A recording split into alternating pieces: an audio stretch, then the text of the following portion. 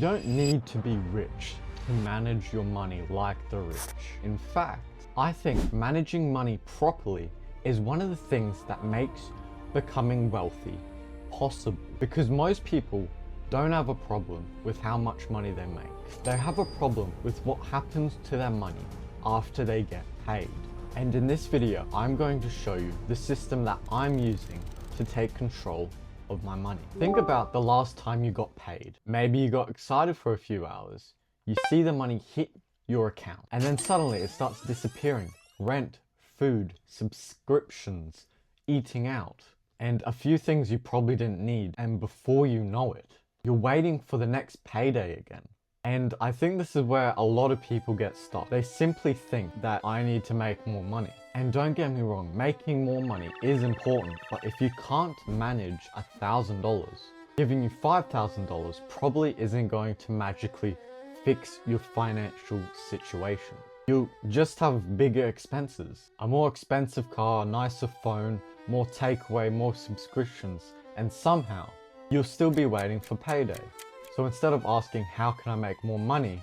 I think there's a question that you need to ask yourself first. If I suddenly made more money tomorrow, would I actually know what to do with it? Because that's what this video is about. Not finding some secret investment, not getting rich overnight. And don't get me wrong, I'm not wealthy. I'm still figuring this stuff out myself. But I've realized there are certain principles that make managing money a lot more simple.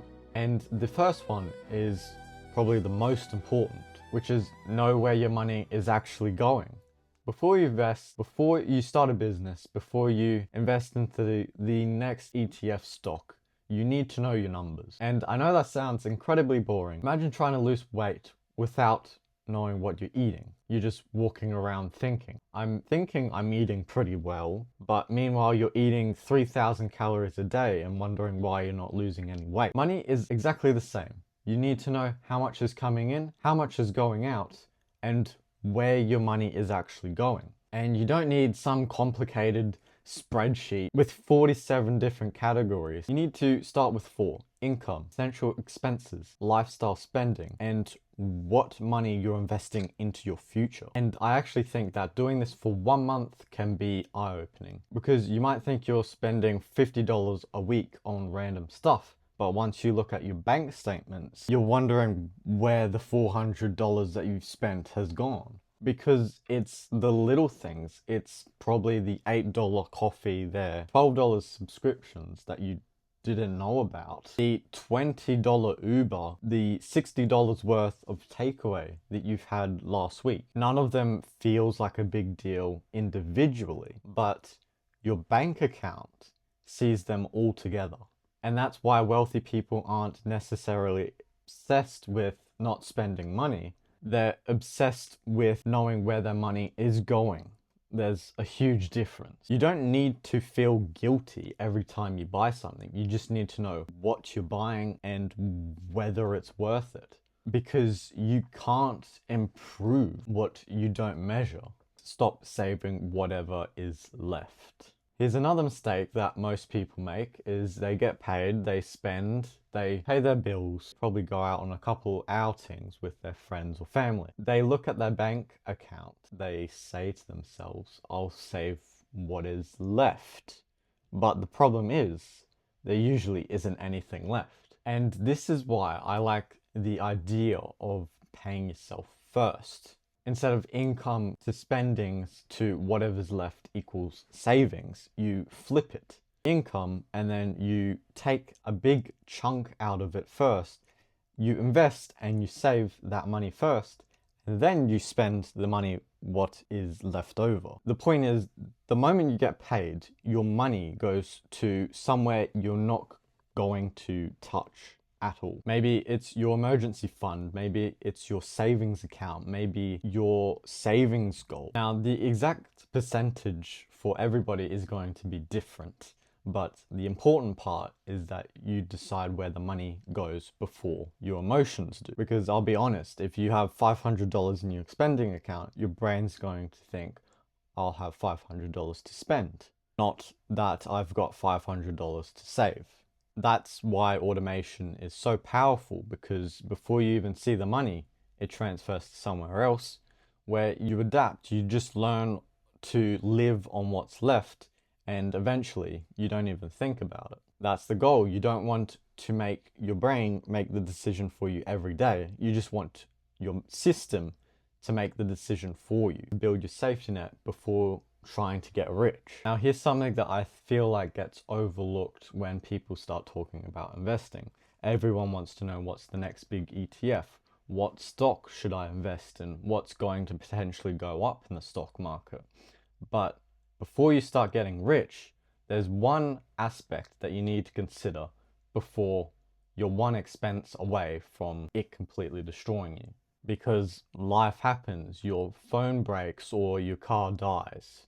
You need to make sure that you have that safety net to cover those unexpected expenses. And if you don't have those extra money you've put away for those expenses, you end up borrowing money from banks or credit cards. Then you're stuck in an even more difficult situation. And now you're paying interest to recover from something that wasn't even your fault. And that's why having a safety fund is so important. Now, I know it's not exciting. You're not gonna post a screenshot of your emergency fund on Instagram and expect to get thousands of likes, but that's kind of the point. Financial security isn't always exciting. Sometimes it's just knowing that if something goes wrong, you're okay. And I think that's one of the biggest difference between actually looking wealthy and being financially secure. Someone can have a $70,000 car sitting in their driveway, but have $200 sitting in their bank account. Someone else could have an older car and still have tens of thousands of dollars sitting in their bank account. Who do you think has the stronger position?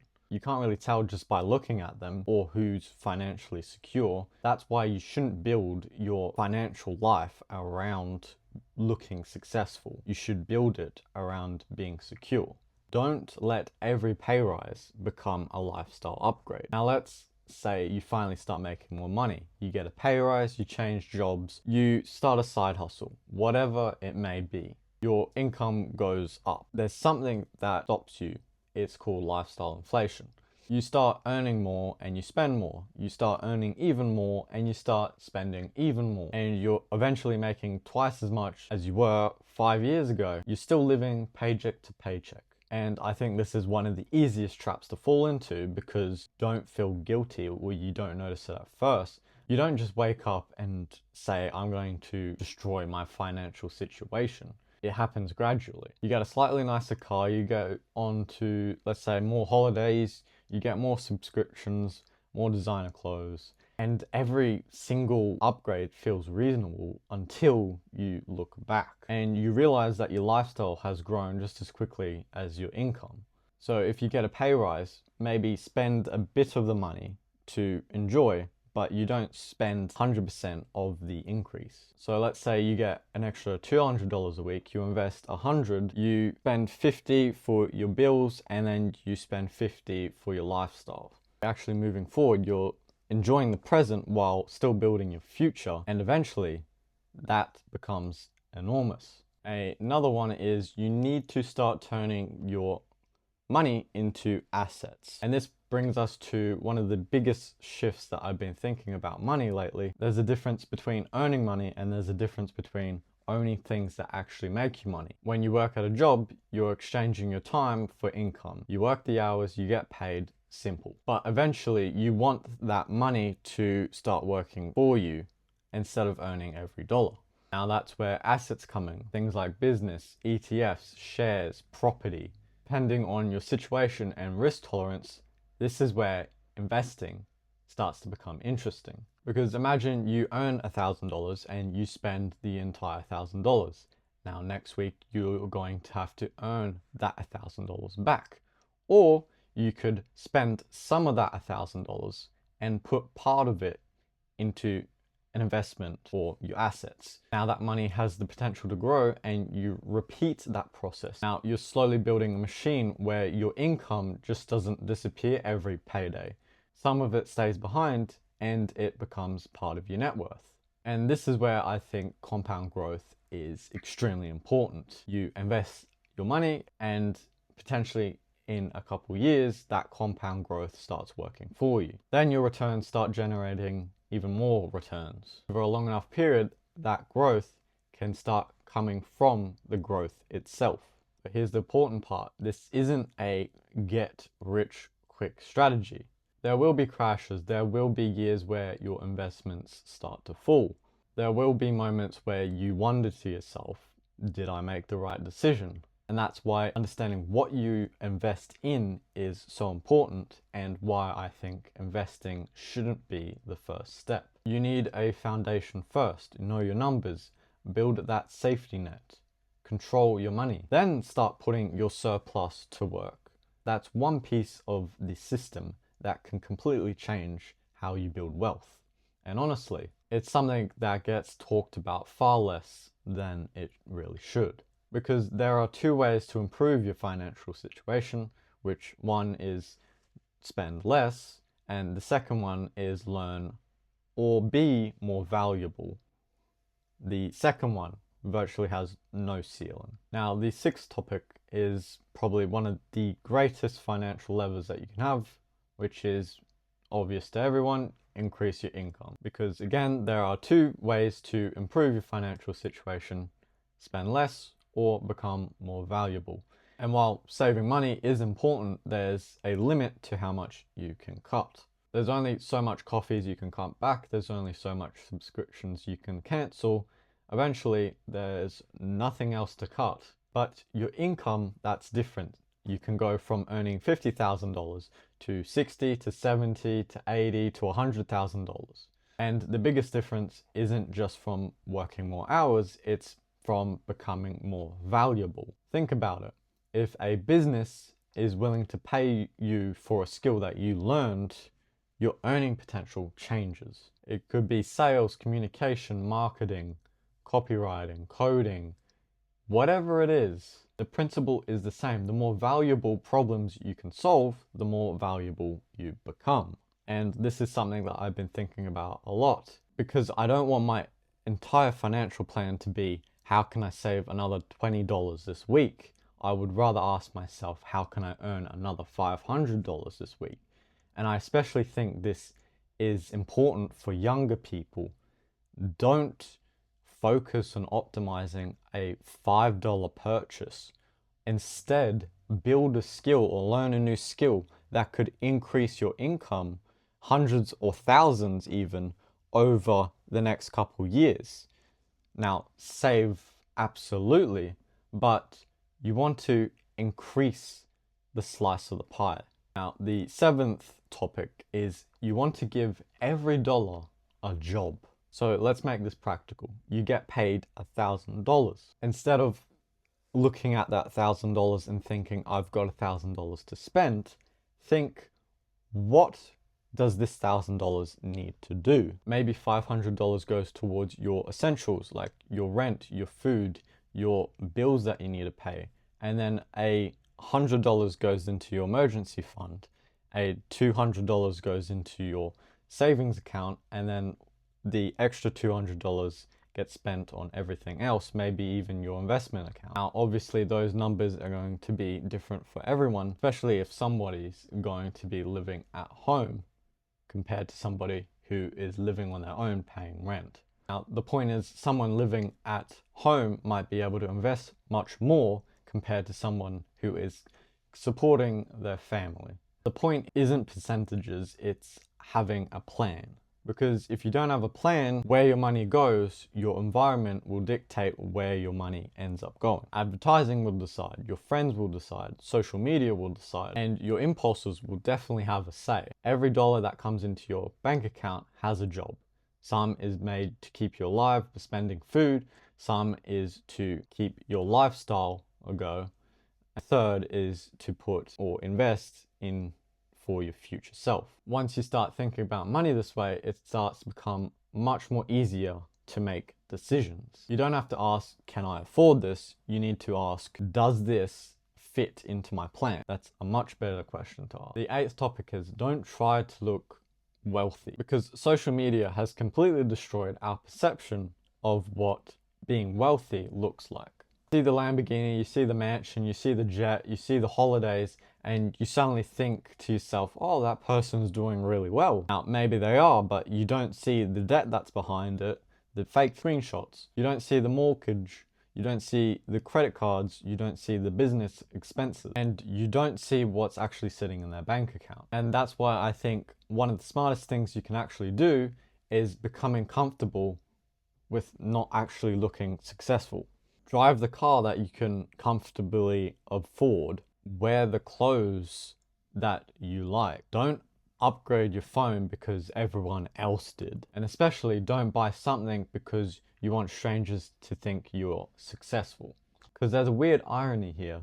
The more money you actually spend to look rich, the less money you actually have in the bank account. And the less you care about looking rich, the more freedom you actually have to build. Because real wealth is not what people see, it's what you own. Ninth topic is build the wealth snowball. Now imagine you put all of this together, you earn money, you save your money, you control your spending, you build an emergency fund, you invest, and then you work on increasing your income goes up. So instead of spending the entire increase, you invest some of that money, and then those investments increase your income again, and eventually you have a system where it starts feeding itself. I like to think of it as a wealth snowball. At the beginning, it is painfully slow. You start to invest your first $1,000 and you think to yourself, oh, this is taking forever. Then eventually you reach your first $5,000. Then you reach your first $10,000, $20,000. And suddenly you realize you're not starting from the beginning anymore.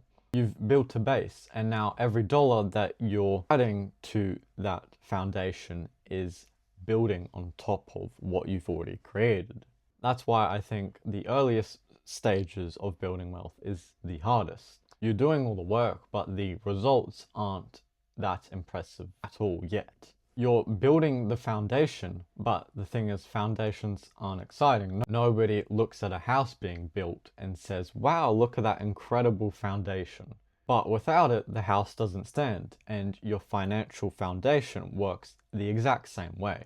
The 10th topic is, don't try to become rich, become financially hard to break. And there's one final idea that I think you should take away from this, and it should be, don't focus on becoming rich quickly, because that mindset can make you do some stupid things, taking ridiculous risks, buying the next hot stock, buying things you can't afford, falling for getting rich quick schemes. Instead, try to become financially hard to break. If you lose your job, you're okay. If your car breaks, you're okay. If the market crashes, you don't panic. If your income increases, you don't immediately increase your lifestyle. If you make more money, you know exactly what to do with it. That's financial strength. And ironically, once you become financially hard to break, you have more freedom to take calculated risks. You can start a business, you can change careers, you can invest, you can take opportunities other people can't, because you aren't consistently worried about the next bill. Now, I'll go over what we've talked about, the simple system. So if you take absolutely nothing away from this video, remember this system. Step 1, know your numbers. Know what you earn, know what you spend, know where your money is going. Step 2, pay yourself first. Automatically save and invest before you have the chance to spend it. Step 3, build your safety net. Have money available for when life inevitably goes wrong. Step 4, control lifestyle inflation when your income increases. Don't automatically increase your expenses by the same amount. Step 5, buy assets. Start turning some of your income into things that can potentially grow in value or generate income over time. Step 6, increase your earning power. Learn skills, become more valuable, find ways to increase your income, and then repeat. That's really it. There is no secret formula. No magic stock, no magic overnight transformation. Just a system repeated for years. And I think that's what gets lost about wealth these days online. Everyone wants the exciting part, the big investment, the business that suddenly makes $10,000 a month, the massive portfolio, the screenshot. But most wealth isn't built in those moments. It's built on completely ordinary days, when nobody is watching, when you decide yourself not to spend that money, when you invest instead, when you learn a new skill, when you go to work, when you save your first $1,000, when the market falls and you do not panic, when you get a pay rise and you don't immediately upgrade your lifestyle. Those decisions don't feel life-changing at first, but repeated for 5, 10, 20 years, they make a massive difference. Now, I'm still learning this myself. I'm not sitting here to pretend to be someone who is wealthy, and I'm definitely not a millionaire. I'm just trying to understand these principles early and sharing what I know to you guys along the way, and hopefully avoid some of the mistakes that people spend decades making. Because the earlier you learn how money actually works, the earlier you know how to use that knowledge. So don't worry about becoming rich tomorrow. Don't worry about looking successful. So don't worry about finding the perfect investment. Focus on something much simpler. Know where your money goes. Save some of your money. Invest some of your money, spend some of your money, and work on becoming someone who can earn more of it. Repeat that again and again and again, because that's how you stop simply earning money and how you start actually building wealth. And if you're on that journey too, always know that I'm looking from afar and always rooting for you. See you in the next video.